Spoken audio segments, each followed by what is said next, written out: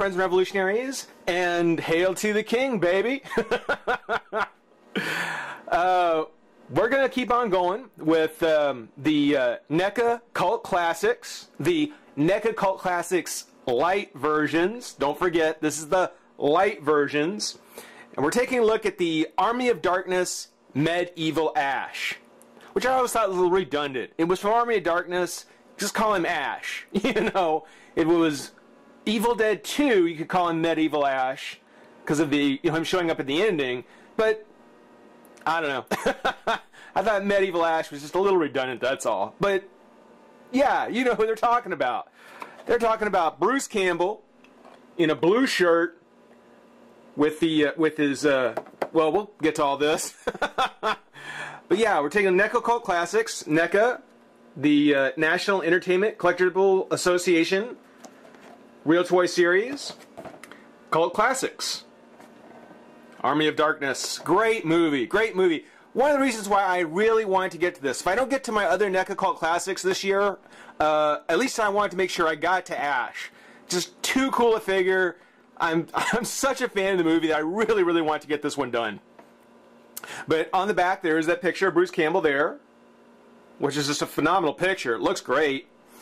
NECA Cult Classics, a collection of your favorite heroes and villains from classic horror, sci-fi, and action movies. Each figure is highly detailed and comes complete with movie-accurate accessories. Yeah, but not all of them like before. Yeah, if this is re-release or light or something to let you know that, yeah, you missed it. You missed it the first time. Enjoy. For Ash, Ash is a shotgun-toting, chainsaw-armed department store clerk transported back to England's Dark Ages to battle the army of Deadite soldiers for possession of the Necronomicon. Trapped in time, surrounded by evil, low on gas.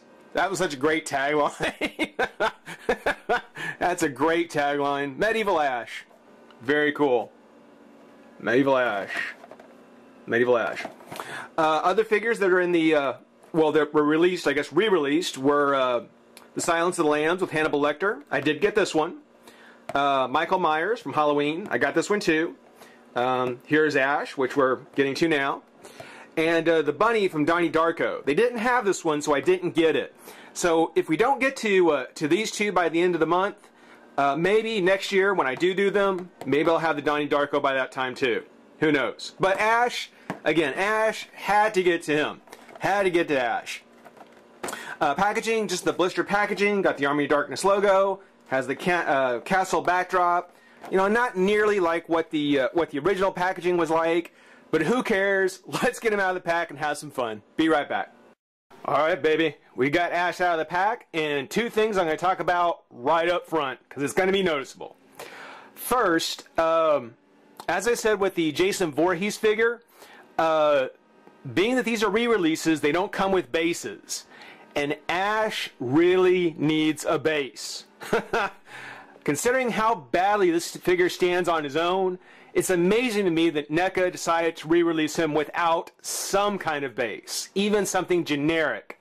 Which, of course, there are enough NECA figures that stand on their own that I happen to have a slightly dusty spare that I was able to use. But yes, if you're buying this figure, the re-release Ash, the one that comes without the base, try and get a spare base from somewhere. Don't care where, try and get another one, because I can guarantee you he's not going to stand on his own. He's just not sculpted to do that. Also, now that's NECA's fault. That's totally on NECA for not putting some kind of base in a figure that definitely needed it, especially one that had it before. The second thing, and I don't blame NECA for this necessarily, this may just be my own, I don't know, maybe it's meant to do this, but on his right hand, his gauntlet hand, the peg actually comes loose. Now whether that's actually supposed to pop off and swap out with something, I don't know. I don't think so, because I would think that if he even had come with a chainsaw hand, which we'll talk about, but even if he came with one, it would make more sense for the hand to pop off and just swap out the chainsaw hand. For the whole lower arm to come off, that I think is just a problem with mine. I'm hoping it's just a problem with mine. But yeah, you can actually hear his little click. and it just pops back in, and it sits fine. It's a little loose, so I wouldn't recommend playing with it too much. It may fall out on its own over time. But those are two things about the figure that are kind of a downer, at least with mine. Otherwise, if you've got the spare base, you can kind of make up for that. And as long as the arm holds out, don't mind it. Not going to be a big thing. Other than that, this is truly an awesome figure. I mean, Ash is just wonderful. I think this is a great, great Ash. It's a great Bruce Campbell. Some people think the likeness is slightly off, particularly with his expression, kind of looking over his shoulder. But the expression on his face and the fact that he is either kind of thinking about something or he hears something seems to me just the perfect, it seems the perfect expression to me for Ash. You know, you could pick any number of different kind of expressions to put on him, but I think with his eyes kind of looking over to the side, that his mouth kind of hanging a little bit open, yeah. Yeah, that's a good Army of Darkness expression for Ash to me. I like it. I think it works out fine. And I love how NECA works. I mean, it's clearly a NECA product. You know, there's no mistaking this for any other line. I think McFarlane did the Army of Darkness for a while, but even the McFarlane figures I don't think really hold up as well as NECA does. I've said it before. You know, NECA has a very rough style, not just in their sculpting, which you look and you see all the folds, you can see the seam along his jeans. You know, they have kind of a real rough style. There's actual texture into the sculpt itself, but it also helps the paint when it's applied, because it's kind of a rough paint job. You know, NECA figures seem to be almost one of a kind in the sense that you never get the same paint application on any one figure. So, you know, if you've got 3 or 4 Ashes to choose from, well, this is something you'll have them laying out, trying to decide which of the paint jobs you like best. And you may end up picking the one that the other guy didn't, and you can both be winners. You know, that's the thing about NECA, is that every time you get a NECA figure, even if it's the same figure, there's going to be some slight differences. And you know, that's mine. That's the one I got.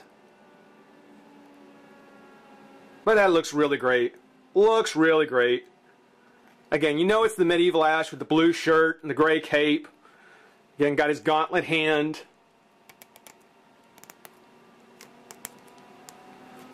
Beautiful, beautiful stuff. Being it's a NECA figure, and I'll take him off his base just to kind of go over it. Other than the twist at the foot, which the shoes, got the nice silver paint along the buttons on the shoes. Again, see the seams, and even the treads on the bottom of his boots. You know, NECA really goes all around. I mean, they do the whole thing. They do the whole thing. But other than the twist of the feet, there's nothing in the legs or the waist until you get up here where there's a twist. And you can kind of see how that arm is hanging down. Arm comes up and out. Nice tight joint at the shoulder. Twist at the elbow and twist at the hand. So I probably won't let this hand hang because the arm will probably come down. But it's got the same thing here. Up, out, twist at the elbow. No hinge. No hinge at the elbow. You know, I think if I were to pick a set of NECA figures, if I were to pick one NECA figure so far, of all the NECA figures I've collected, I think Ash is the one that I would most like to see them go back and retool and re-release with, you know, the jointed elbows, the legs, and the knees. I would like to see a nice, fully articulated Ash. Especially looking at this one here. I mean, he looks so awesome. The head is on a ball joint. And he's got kind of the soft rubbery cape. And then the shotgun holster on his back. He's got the strap holding the holster in place with his little clip for the chainsaw. Which is funny because he doesn't actually come with the chainsaw. Along with his accessories, you do have his regular Bruce Campbell head, which is nicely sculpted. I love how the hair kind of hangs down his front. A little bit longer in the back, but doesn't hinder the head, so it goes up and down, left and right. He does come with the stretched head. If I can pop that off, there you go. The ball is actually inside the head. It comes with this nice stretched face after picking the wrong Necronomicon out of the 3.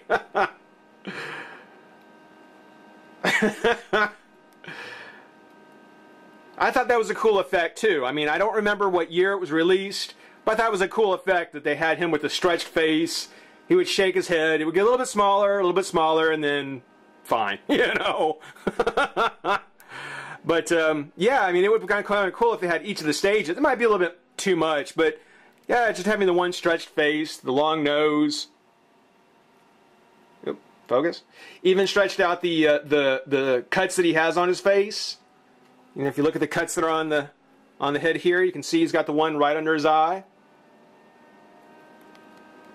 He's got the longer one on the cheek.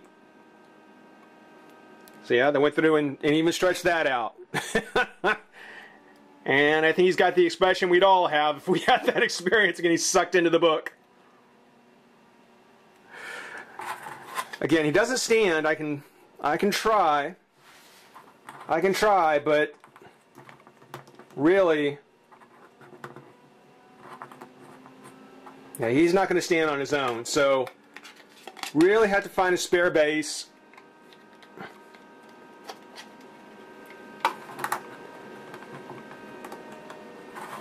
And stand him up there like so.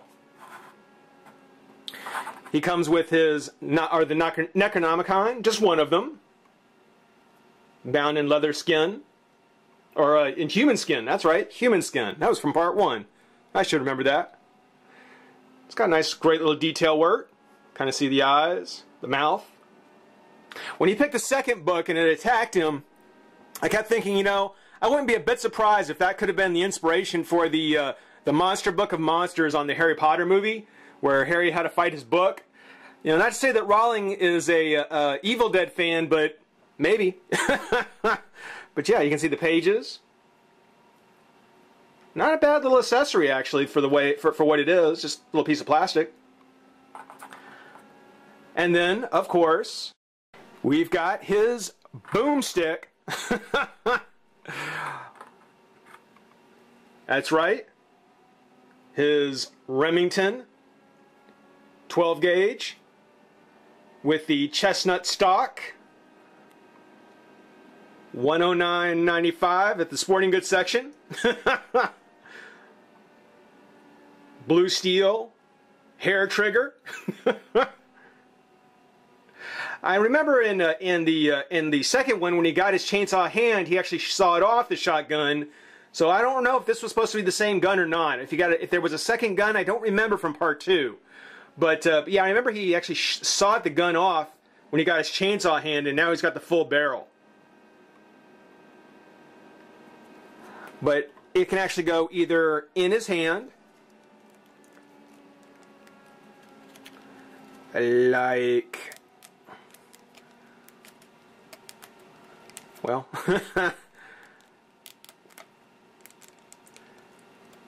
I'll get you. I'll get it.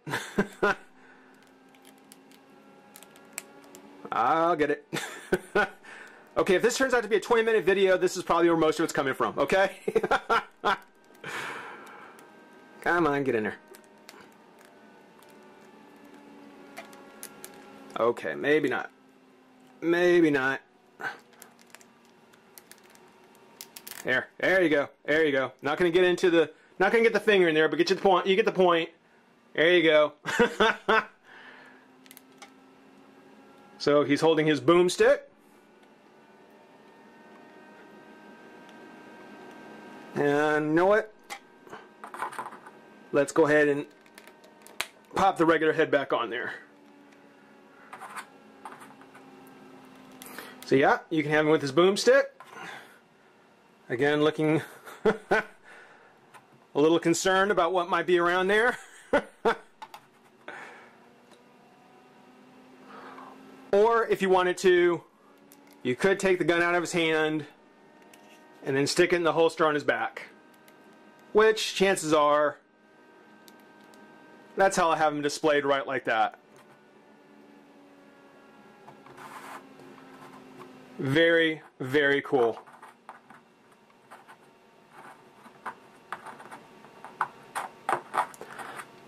Just leave it. So, that's taking a look at the Neca Cult Classics, Army of Darkness, Medieval Ash, or just Ash, whatever you prefer.